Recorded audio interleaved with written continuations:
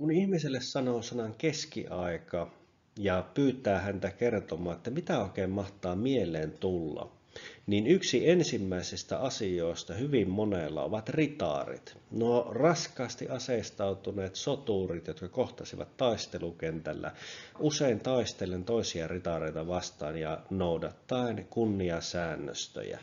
Vuosisatojen ajan ritaarit itse asiassa olivatkin tyypillisessä länsi-eurooppalaisessa armeijassa armeijan tärkein osa tai ainakin sen näkyvin osa monelta osin. Mutta mitä ihmettä tapahtuu, kun vuosisatoja taistelukenttiä jo hallinneet ja johtaneet ritaarit menettävät oikein asemansa? Miten näin pääsee käymään? Käyn tässä esityksessä läpi niitä tekijöitä, jotka vaikuttivat siihen, että ritaarit menettivät vanhan asemansa taistelukentillä. Esitys ei ole kaiken kattava ja tyhjentävä. Tästä kenties puuttuu ja varmasti puuttuukin joitakin asioita. Eivätkä nämä esittämäni asiat ole missään erityisessä tärkeysjärjestyksessä, vaan esittelen tekijöitä, jotka vaikuttivat siihen, että vuosisatojen kuluessa ritaarit menettivät aiemman asemansa. Karkeasti voidaan sanoa, että tämä tapahtui ikään kuin kahteen suuntaan. Eli toisaalta ritaarijärjestelmä oli syntynyt tilanteessa, jossa se vastasi aikakauden tarpeisiin ja oli sopeutunut olosuhteisiin. Nämä muuttuivat. Vanhat syyt, jonka takia ritaareita tarvittiin, ja vanhat ongelmat, joihin ritaareiden olemassa oli vastannut, niin ne alkoivat väistyä ja muuttua toisenlaiseksi. Samalla tapahtui sitten kehitystä, joka vei sitten ritaareiden näkökulmasta epäsuotuisaan suuntaan, ja näiden yhteisvaikutuksesta ritaarit vähitellen menettivät vanhan asemansa. Vilkaistaanpa ensimmäisenä kuitenkin niitä syitä, että miksi kehittyi tällainen ritaarilaitos ja kuinka ritaarit saavuttivat tällaisen aseman, joka heillä vuosisatojen ajan oli. Rooman valtakunnan hajoamisen jälkeen Länsi-Eurooppahan oli valtiollisesti erittäin hajanaista ja toisaalta valtiotkin olivat heikosti johdettuja ja hajanaisia. Tarve järjestää puolustus, hallinto, veronkanto, tähän vastasi feodaalijärjestelmä, joka kehittyi, ja tämän feodaalijärjestelmän puitteissa sitten tämän aateliston oletettiin palvelevan kuninkaita sotilaina. Siellä vasaalijärjestelmän pohjimmaisena saattoi olla kartanon herra, jonka tärkein tehtävä oli palvella ylempiänsä sitten sotajoukoissa. Ritaarit siis muuttuvat tai syntyvät tällaisena sotilasaristokratiana Rooman valtakunnan jälkeisenä aikana, joiden tehtävä on puolustaa alueita ja tarvittaessa palvella sitten kuninkaan tai ylempien ruhtinaiden sotajoukoissa. Tuon aikakauden valtiolla ei ollut mitään resursseja ylläpitää suuria pysyviä armeijoita, jolloin tämä feodaalijärjestelmän perustana olevat vasaalisuhteet olivat avainasemassa, kun sotajoukkoja koottiin. Ritaari kutsutaan asepalvelukseen, hän tuo sitten aseenkantajansa ja muita miehiä mukana, ja tällä tavalla saatiin sitten koottua niitä armeijoita. Ja tämä vahvisti sitten tämän sotilasaristokratian asemaa suhteessa hallitsijoihin, koska nämä olivat riippuvaisia niin sodankäynnin, puolustuksen, veronkannon kuin hallinnonkin osalta näistä feodaaliaatelisista, jotka läänityksiä hallitsevat. Ja toisaalta sitten kun katsotaan aikakauden sotajoukkoja, kun ei ollut mahdollisuutta perustaa mitään pysyviä armeijoita, niin suuremmat sotajoukothan koottiin sitten hyvin lyhyellä aikavälillä, ja koulutustaso saattoi olla suorastaan olematonta, kun armeijat sitten lähtivät taistelukentille. Ja tämä tarkoitti sitä, että ritaarit, jotka olivat nuoruudesta asti, käytännössä lapsuudesta asti harjoitelleet sotilaan taitoja ja sodankäynnin taitoja, niin he olivat myös taistelukentillä tyypillisesti ylivoimaisia. Tästä on hyviä esimerkkejä näistä 1300-luvun laajoista talonpoikaiskapinoista aina nuijasotaan täällä Suomessa saakka, että kuinka nämä ammattimaiset sotajoukot pystyivät todella tehokkaasti, kun ratsuväkenä toimivat, taistelemaan paljonkin suurempia ei-ammattimaisia joukkoja vastaan. Eli valtioiden hajanaisuus ja heikkous, feodaalijärjestelmä, siinä oli se, miksi heitä tarvittiin. Ja kun he olivat ainoita tai lähes ainoita, jotka pystyivät samalla tavalla varustautumaan ja valmistautumaan ja kouluttautumaan sodankäyntiin, niin he olivat myöskin taistelukentillä ylivoimaisia. Ratsuväen varustaminen oli kallista ja tämä porukka oli siis sitten tällaista sotilaseliittiä ja varhaiskeskiajalla niin kuin syntyi ja vakiintui tämä käytäntö, että nämä palvelivat sitten kuninkaan sotajoukoissa ja he sitten saivat vastineena sitten näitä läänitysmaita, kun valtakunta laajeni, niin vasalleille jaettiin maata hallittavaksi ja he saivat sitten sieltä sen elantonsa tosiasiallisen tämmöisen verotusoikeuden kautta. Ja niinpä nämä ritarijoukot sitten vuosisatojen ajan aina sinne sydänkeskiälle saakka oikeastaan, niin olivat niitä armeijoiden oikeastaan ainoita kunnolla koulutettuja joukkoja, ainoita, jotka olivat ensisijaisesti sotilaita, ja kun se yhdistyi siihen, että heillä oli myöskin parempi varustus ja sotahevoset käytössään, niin nämä ritaarit muodostivat sitten armeijoiden liikkuvimman ja iskukykyisimmän osan. Varhaiskeskiajalta aina sinne sydänkeskiajalle hyvin monissa taisteluissa, vaikka siellä joukkojen pääosa on aivan jotain muuta, niin ne ratkaisevat niin toimet liittyvät sitten ritarijoukkojen toimintaan. Ja sellaiset armeijat, jotka eivät sitten joillain tällaisia ammattilaisia riveissä olleet, niin olivat usein altavastaajina suhteessa sitten ritariarmeijoihin. Ritarijärjestelmän kaltaisia järjestelyitä löytyy tässä pitkiä poikin maailmaa. Tässä esityksessä nyt keskityn nimenomaan lähinnä tähän eurooppalaiseen systeemiin. Täällä nämä ritariarmeijat alkoivat kehittyä 700-luvulla tosiaan kuninkaiden rinnalla taistelevasta sotilasaristokratiasta, joka liikkui taistelupaikoilta toiselle ratsain. Alkuvaiheessa 600-700-luvulla itse asiassa ritarit eivät välttämättä ratsain taistelleet, vaan kyse oli siitä, että liikutaan paikasta toiseen ratsaan. Mutta vähitellen heistä kehittyi sitten sitä ratsuväkeä, joka palveli kuningasta ja oletti saavansa sitten hyvästä palveluksesta näitä läänitysmaita. Sydänkeskiälle tultaessa sitten, koska ratsuväki oli niin tärkeää ja toisaalta sitten valtiot vaurastuivat ja alkoi olla sitä taloudellista ylijäämää, niin alkoi myöskin yleistyä tämmöinen ei-aatelisista koostuva ratsuväki, jolloin se sitten tämän raskaan ratsuväen osalta ei enää ollut sitä aristokratian yksinoikeutta tai aristokratian, niin kuin, että olisivat ainoastaan olleet aristokraatteja. Toisaalta sitten ritarijärjestelmän huomioarvoissa on se, että se kehittyy sen muun keskiaikaisen kulttuurin kanssa ja ritarin romantiikka, runous, musiikki, tarinat ja niin edelleen. Nämä olivat tärkeä osa sitten sitä aikakauden kulttuuria. Ritarien hyveet olivat sellaisia, mitä pidettiin tärkeinä ja niin edelleen. Ritarikulttuuri rakentuu siihen keskiajan aateliston elämän yhteyteen ja osaksi sitä turnajaiset ja muut sitten toisella vuosituhannella alkavat yleistymään. Olennaista on siis se, että ritarit eivät olleet vain taistelukenttien merkittävimpiä toimijoita, vaan heihin yhdistyy myöskin näitä hyveitä, ritarillisuus niin kuin suomen kielen sananakin. Tässä on keskiaikainen kuvituskirjasta ja siinä näkyy ritaari, joka on aseistautunut hyveillä, kilvestäkin niitä koko joukko löytyy ja hän valmistautuu siinä sitten taistelemaan paheita vastaan. Ritaareiden oletettiin puolustavan myöskin heikompiosaisia, naisia, köyhiä, kun ristiretket käynnistyvät 1000-luvun ensimmäisen vuosisadan lopulla, niin ritaareiden odotetaan taistelevan sitten vääräuskoisia vastaan ja niin edelleen. He puolustavat oikeaa uskoa, kristinuskoa ja lähtevät valloittamaan sitä vääräuskoisilta takaisin, siis pyhää maata vääräuskoisilta takaisin ja niin edelleen. Eli tämä ritaareissa ei ole kyse vain tällaista niin kuin taistelukenttien ylivoimaista sotilasaristokratiasta, vaan huomattavastikin laajemmasta osasesta. Ja tämä selittää sitten, kun nämä asiat heikkenevät, niin myöskin se ritaarikulttuurin perusta heikkenee.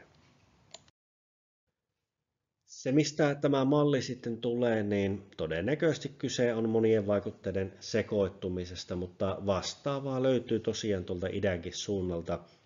Postan, Iranissa, persialainen reliefi, mikä on tässä nähtävissä, Husrao toisen kuva. Siinä näkyy tällainen persialainen katafrakti, raskaan ratsuväen sotilas. Eli tällainen, että meillä on aristokratia, joka on raskasta ratsuväkeä armeijoissa, niin tämä on itse asiassa niin eurooppalaista keskiaikaa vanhempi juttu. Ja Rooman valtakunnalla oli myöskin näitä katafrakteja, jotka he omaksuvat sitten ja ottavat käyttöön tuolta Lähi-idän suunnalta.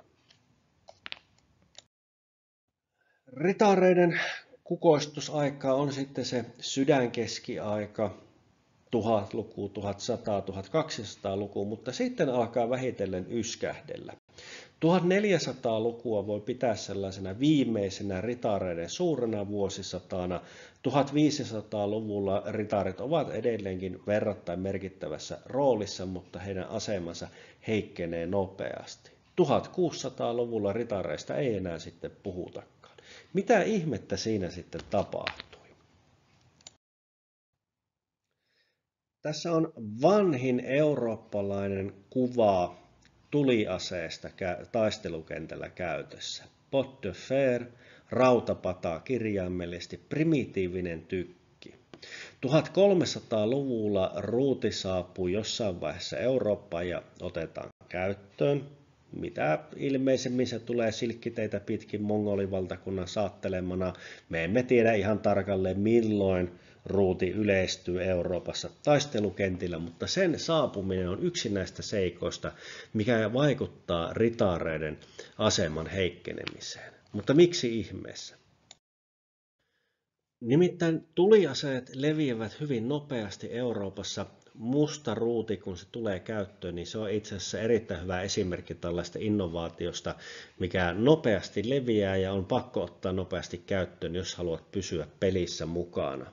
Ja 1400-luvulle tultaessa sitten siirrytään aikakaudelle, jolloin jossain vaiheessa tuliaseteknologia saavuttaa sellaisen tason, että pystytään valmistamaan tuliaseita, jotka läpäisevät luotettavasti parhaatkin haarniskat. 1400-luvulla tämä ei vielä niin ilmeistä ole ja hyvänlaatuiset haarniskat taistelukenttien realistisilla ampumaetäisyyksillä kestävät vielä verrattain hyvin niitä, mutta 1500-luvulla tämä sitten tapahtuu.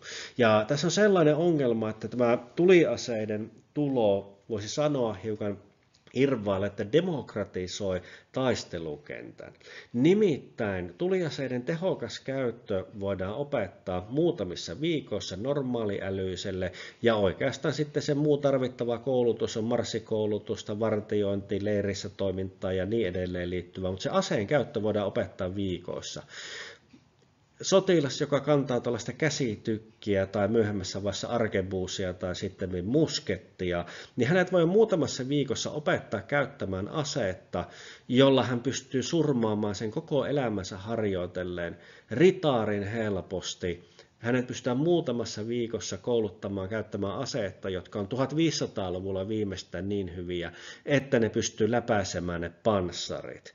Aikaisemminhan kun taisteltiin lähitaisteluaseilla lähinnä, niin tällaisessa tilanteessa sittenhän niin kun ei ollut puhettakaan, että sä voisit muutamalla viikolla voittaa joku vuosikausia harjoitellen. Aivan sama mieletön ajatus kuin tänä päivänä muutaman viikon harjoittelulla menisit vääntämään nyrkkeilijän kanssa tai MMA-ottelijan kanssa kehää ja kuvittelisit, että voisit siellä tehdä jotain sellaista vastaan, joka on ikänsä harjoitellut. Nämä tuliaseet ja niiden käytön helppous, tämähän on se, mikä pyyhkäisee myöskin jousiampujat loppujen lopuksi taistelukentiltä. Eli walesiläinen sanontahan kuuluu, että jos haluat kouluttaa hyvän jousiampujan, niin aloita hänen isoisästään.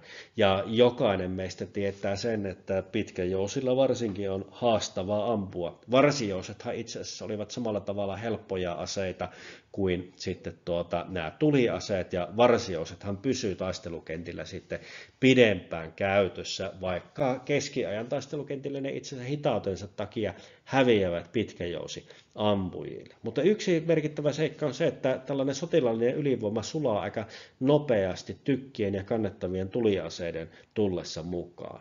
Ja kehitys kun menee eteenpäin, niin tuliaseet yleistyvät, niiden hinta laskee, tehokkuus paranee ja tarkkuus paranee, mutta pitää muistaa, että suhteessa jousihan itse asiassa mennään sinne 1700-luvulle, kun aletaan olla siinä, että pitkä jousi häviää sitten näillä keskeisillä numeroilla niin aikakautensa tuliaseille, eli niin kuin tämä helppous, millä tuliaseita voidaan käyttää ja niiden käyttö opetella ja opettaa, niin tämä on se syy, miksi eurooppalaisessa maailmassa sitten nämä jouset väistyy hyvin nopeasti. Että 1500-luku on viimeinen vuosisata myöskin, jolloin pitkäjousia nähdään taistelukentillä laajemmin, ja sen jälkeen sitten varsijousetkin lähtee aika nopeasti. Ja tämä on yksi niistä seikoista. Ritaareilla ei ole mitään mahdollisuutta ylläpitää sellaista mies vastaan ylivoimaa, kun tuliaseet ikään kuin demokratisoivat taistelukentän. Tämä taistelukentillä merkittävimmän voiman siirtyminen aristokratialta rahvaalle, sen kehitys itse alkaa kuitenkin jo ennen tuliaseiden kehitystä.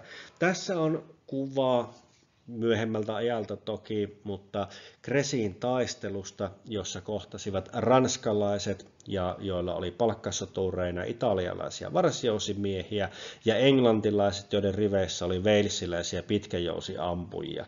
Tässä taistelussa tämä englantilais-walesiläinen joukko, se saattoi mahdollisesti olla kohtaamassa taistelukentällä jopa 4 kertaa itseään suuremman armeijan, joka tapauksessa vihollisella oli selvä ylivoima, ja siellä sitten nämä ranskalaiset ritaarit ja italialaiset varsijousiampujat, jotka palkkasotureita joutuivat tekemisiin näiden walesiläisten jousiampujien kanssa, ja tämä pitkäjousien ylivoimainen tarkkuus, tehokkuus ja tulinopeus oli murhaavaa. Koulutetut jousiampujat, jotka taistelivat yhtenäisenä osastona, pystyivät käyttämään jousia niin tehokkaasti, että englantilaiset ritaarit jäivät lähes ilman töitä.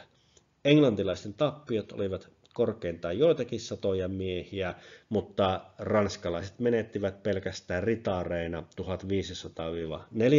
1500–4000 miestä, eli pitkästi yli 10-kertaisen määrän suuruiset tappiot sekä tuntemattoman määrän sitten näitä muita joukkoja. Ja tämä oli itse asiassa yksi sellaista kehityskuluista, joka jatkui sitten läpi tämän aikakauden, jolloin ritaarit menettivät tämän asemansa. 1300-luku oli vielä ritaarikulttuurin kukoistusaikaa, 1300-luvun armeijassa ritaarit olivat todella tärkeitä, mutta Crécyn taistelu yhtenä näistä esimerkkeistä kertoo, että mitä voi tehdä tällainen koulutettu massa-armeija. Eli ritaarit olivat parhaimmillaan silloin, kun vastassa oli verrattain pieniä sotajoukkoja, ja silloin kun vastassa oli massa-armeijoita, niin nämä olivat sellaisia, että ne oli vastikään koottuja, huonosti yhteen hitsautuneita, heikosti harjoitettuja, taistelutaidoltaan heikkoja. Mutta jos pystyi vastustaja keräämään sitten suuria määriä joukkoja, jotka olivat hyvin koulutettuja, kuten nämä walesiläiset jousiampujat, niin ritaareiden suhteellinen ylivoima sitten kapeni voimakkaasti, koska massa-armeija toimiessaan yhdessä pystyy sitten taistelemaan tavoilla, mikä ei ollut aikaisemmin ollut mahdollista. Samaa nähtiin sitten myöskin taisteluissa, jossa sitten ritaarit kohtasivat hyvin koulutettua, pitkillä keihäillä varustettua jalkaväkeä, ratsuväki, jonka raskaan ratsuväen rynnäkkö, joka oli ollut monessa taistelussa ratkaiseva tekijä, muuttuikin lähes itsemurhaksi, kun vastassa oli tehokkaasti yhteenpelaava, hyvin järjestäytynyt ja koulutettu, pitkillä keihäillä varustettu jalkaväki. Crécyn taistelu oli tällainen varhainen esimerkki, missä perinteinen ritaariarmeija sai selkäänsä sitten uudenlaiselta massa-armeijalta, jolla toki tukena oli sitten englantilaisia ritaareita, mutta myöhemminhän walesiläiset taistelivat lähes ilman ritaareiden tukea menestyksellä. Näitä tappioita tuli sitten 1400–1500-luvuilla. Ritaarit eivät enää entisen tapaan pärjänneetkään. Vastassa oli uudenlaisia massa-armeijoita, jotka oli koulutettu ja varustettu uudella tavalla. Ja tämä vanha raskaan ratsuväen rynnäkkö, se ei enää toiminutkaan. Tässä on 1500-luvun piirros sitten, missä 2 jalkaväki sotajoukkoa taistelee. Nämä pysyvät armeijat ja jotka olivat osittain valtiollisia, osittain pitkäaikaisesti toimivia palkkasoturiosastoja, niin nämä tosiaan mahdollistivat sitten sen, että se koulutustaso ja taitotaso nousi, mikä sitten vei sitä ritaareiden suhteellista etua.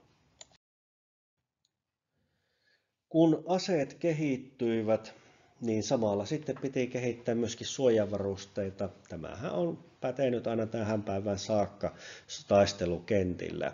Ja kyllähän se metallurgia ja haariskoiden valmistus sitten pysyikin tietyltä osin perässä, eli voitiin kehittää paremmin suojaavia haarniskoita, kun kilvillä ei ollut entisenlaista merkitystä enää taistelukentillä, ne jäivät 1400-1500-luvulla pois. Haarniskoista tuli peittävämpiä, kun ammuksia ja iskuja saattoi tulla mistä tahansa, mutta tämä oli valtavan kallista. Eli ritaarit, jotka pyrkivät pitämään itsensä ikään kuin pelissä mukana ja ritaariarmeijat, niin tietysti omaksuivat sellaista varustusta, mitä tarvittiin, mutta samaan aikaan armeijat meni sinne massa-armeijoiden suuntaan ja ne perusjoukot oli paljon halvemmalla varustettavissa. Tässä on tietysti hyvin ristiriitaisia arvioita, että mitä ne suhteelliset hinnat nyt niin kuin olivat nykyrahassa ja sellaisten laskeminen nyt ei ole mielekästä, mutta siis nämä olivat taistelukenttien kaikkein kalleimpia osasia ja tämä vei sitten edelleenkin sitä mielekkyyttä ritaariarmeijoiden varustamisessa, ja itse asiassa me näemme sitten sen, että kun tässä nyt ollaan jo ikään kuin aika lähellä sitä loppusuoraa, niin nämä tällaiset lopun ajan kaikkein järeimmät haarniskat ja muuta vastaavaa, niin eivät nämä enää ole sillä tavalla massa-armeijoiden juttuja, nämä on kuninkaiden tärkeimpien aatelisten, varakkaimpien tyyppien ja muuta, eli se hintalappu alkaa karkaamaan niin korkeaksi, että ei pystytä enää entisen laajuisia ritaariarmeijoita edes varustamaankaan, jos tarkoitus on ne varustaa parhaalla mahdollisella varustuksella. Tietysti pitää muistaa, että kyse ei ole mistään niin kuin yhden sukupolven aikana tapahtuneesta rajusta muutoksesta, vaan puhutaan pitkästä siirtymästä. Tässä on 1500-luvulta oleva kuva. Siinä näemme tuollaisia pyörillä olevia tykkejä. Ylhäällä näkyy ratsuväkeä tekemässä perinteistä raskaan ratsuväen rynnäkköä. Alhaalla jalkaväki ottaa yhteen. Eli nämä kaikki ovat niin kuin läsnä yhtä aikaa. Eivät ritaarit yhtä äkkiä saa niin kuin selkäänsä ja menetä asemansa taistelukentillä, vaan se alkaa sieltä 1300-luvulta Kresin taistelu ja muut, jossa massan jalkaväki, koulutettu jalkaväki alkaa näyttämään voimansa.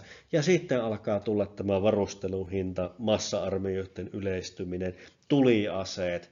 Ja vielä 1500-luvullakin nähdään sitten ritaariarmeijoita. Saksan suunnalla tulevat nämä Landsknechte, voisi kääntää maaritaareiksi, siis ritaarit palaavat ikään kuin tietyllä tavalla lähtöruutuun tietyltä osin, eli kun siellä 600-700-luvulla ritaarilaitoksen varhaisina aikoina taistelivat jalkaisin, eivät varsinaisesti ratsuväkeä olleet, vaan kulkivat paikasta toiseen ratsain, niin 1500-luvulla nähdään sitten näitä jalkaisin taistelevia ritaareita myöskin. Mutta 1600-luvulla kun tullaan, niin on siirrytty jo aivan toisenlaiseen maailmaan.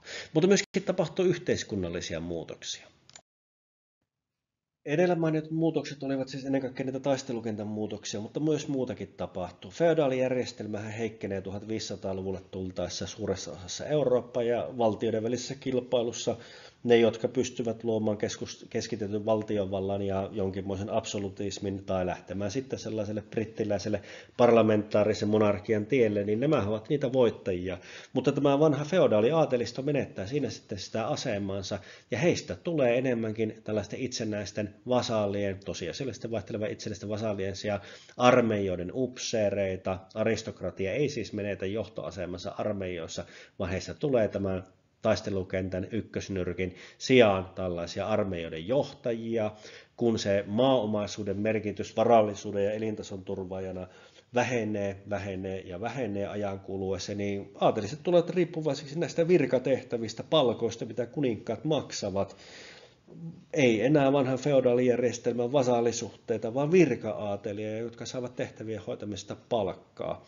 Ja se vanha maaomaisuus ei takaakaan sellaista elintasoa, ja tosiaan pitää muistaa, että ritarijärjestelmän kukoistusajallahan ritari pystyi itse itsensä varustamaan nimenomaan sen maaomaisuuden tuottamien tulojen perusteella. Nyt sitten uudelle ajalle tultaessa tällainen itsensä varustaminen käy yhä vaikeammaksi ja tosiasiallisesti ritari tai aatelisto tulee riippuvaiseksi myös siitä, että mitä se valtio heille niin kuin antaa.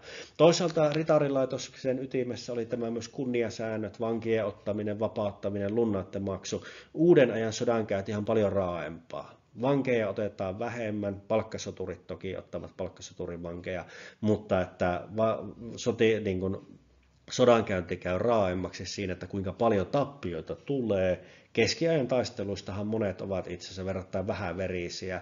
Ne ratkeavat niin kuin myöhempiin taisteluihin nähden siististi. Cresin taistelu, jossa ranskalaiset kärsii massiivisia tappioita, niin se on niin kuin poikkeuksellisen verinen 1300-luvun taistelu. Mutta uudella ajalla niin kuin sodankäyntiin taas tulee se, että kuolleisuus on häviäjän puolella todella suurta ja tappiot raskaita. Tämä osaltaan sitten tietysti ajaa sitä aatelistoakin pois sieltä taistelukentiltä, eli ei halutakaan osallistua niihin ratsurynnäköihin, jotka tuliaseiden myötä on muuttuneet todella hengenvaarallisiksi ja niin edelleen. Enää ei entisen tapaa oteta vankeja ja vapauteta heitä lunnaita vastaan. Sodankäynti raaistuu ja taisteluissa kärsityt tappiot kasvavat. Näin tulemmekin tilanteeseen, jossa sitten perinteiset ritari-ihanteet elää lähinnä sitten sillä runouden ja laulun suunnalla. Turnajaisiahan vietetään vielä siinäkin vaiheessa, kun peitset eivät enää ole taistelukentillä niin olennaisia aseita. 1600-luvulle tultaessa sitten maailma on siirtynyt aivan uudenlaiseksi. Aatelisto ei enää muodosta asevoimien ykkösnyrkkiä, vaikkakin palvelee siellä sitten näissä uusissa armeijoissa upseereina. Kiitoksia mielenkiinnosta. Laittakaa kanava seurantaa ja tässä sitten lopuksi vielä joitamia videoita, jotka ovat sitten tällaista sotahistoriaa sieltä sun täältä liittymättä nyt tiukasti keskiaikaan.